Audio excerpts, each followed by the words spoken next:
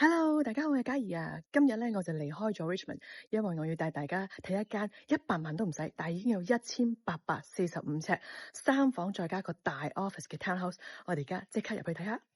呢一個 townhouse 咧，好似一個 duplex 孖屋咁啊，因為淨係得一個 unit 喺你隔離，咁啊比較寧靜啦，同埋比較私隱度高啲。上幾級樓梯有個 porch，我哋就入屋睇下啦噃。呢一邊咧就有個玄關位，方便我除鞋啦，同埋擺放外套，而且仲有個客人用嘅洗手間。跟住呢一邊就有一個客廳，客廳分開兩部分，呢一邊咧就可以放 sofa 啊、電視機或者按摩椅，而另外一邊咧就可以放一個客人嘅 dining table。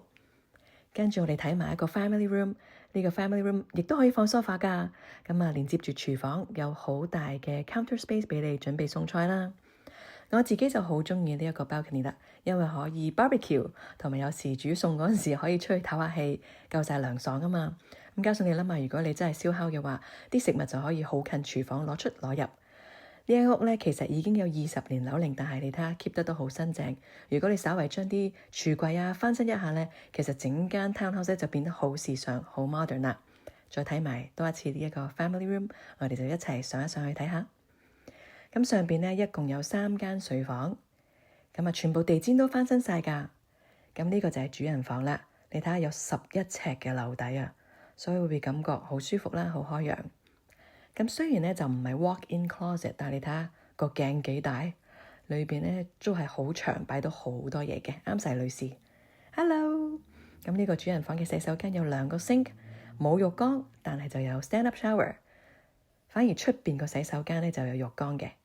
咁我哋而家出去睇埋另外嗰2間房先，一間大啲，一間細啲。我哋睇大間啲嗰間先。假如果你個 family 譬如係1家5口咧，其實呢一間房咧，俾2個小朋友瞓咧都係絕對夠嘅，而且亦都有好大嘅衣櫃啦，擺到2張床一定夠。咁啊，洗衣機、乾衣機都係3樓咁方便咧。如果你做完 laundry 咧，就可以即刻將啲衣服擺喺衣櫃啦。呢間就係細啲嗰間房，但係如果你話要放 queen size bed 都完全冇問題。